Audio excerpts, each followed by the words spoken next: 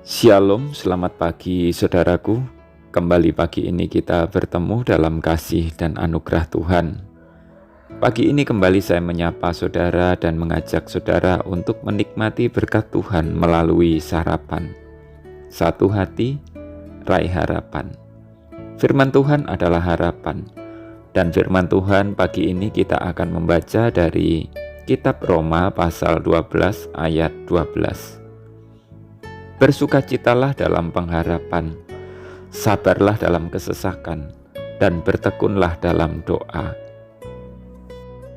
Ada 3 sikap yang sangat positif dan luar biasa yang dapat memampukan seseorang untuk melewati arus kehidupan, bahkan di saat menghadapi hempasan gelombang yang dahsyat. Apa itu? Sukacita, sabar, dan tekun.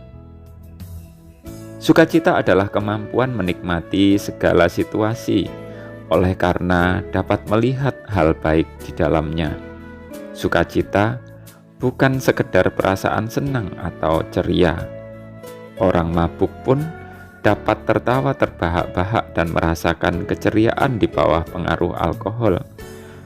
Namun ketika pengaruh alkohol hilang juga keceriaannya. Bukan itu sukacita. Sukacita tidak datang dan pergi, melainkan menetap di hati orang-orang percaya, sebab sukacita adalah karunia, ya, karunia Roh Kudus. Sukacita sejati diperoleh bukan karena mendapatkan sesuatu. Mengalami kehilangan pun masih dapat mengalami sukacita. Bagaimana bisa? Masih ada harapan.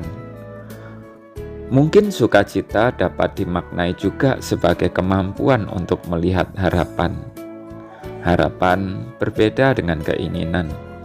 Keinginan lebih ditentukan oleh diri sendiri, sedangkan harapan diberikan dalam hal ini oleh Allah.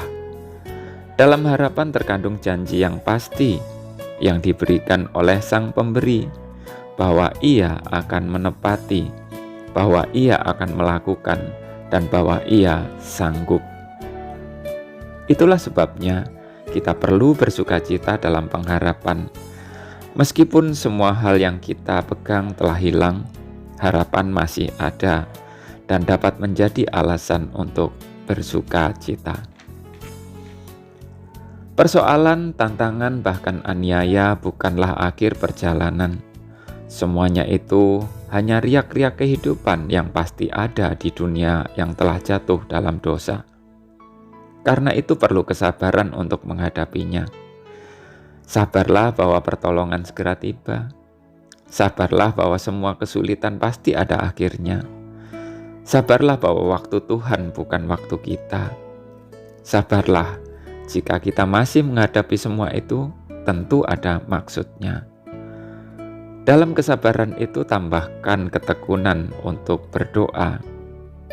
Terjemahan lain mengatakan persist in prayer atau gigihlah dalam berdoa.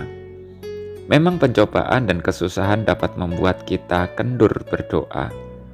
Memang itu tujuan yang iblis rencanakan.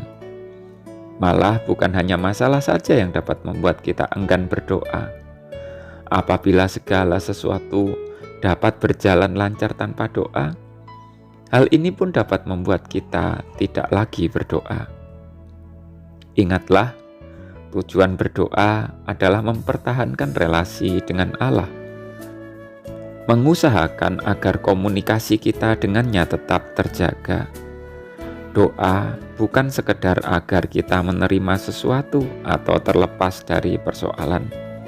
Doa adalah detak jantung kita. Saudaraku yang kekasih, mantapkan 3 sikap ini dalam diri kita. Bersukacita dalam pengharapan yang kita miliki.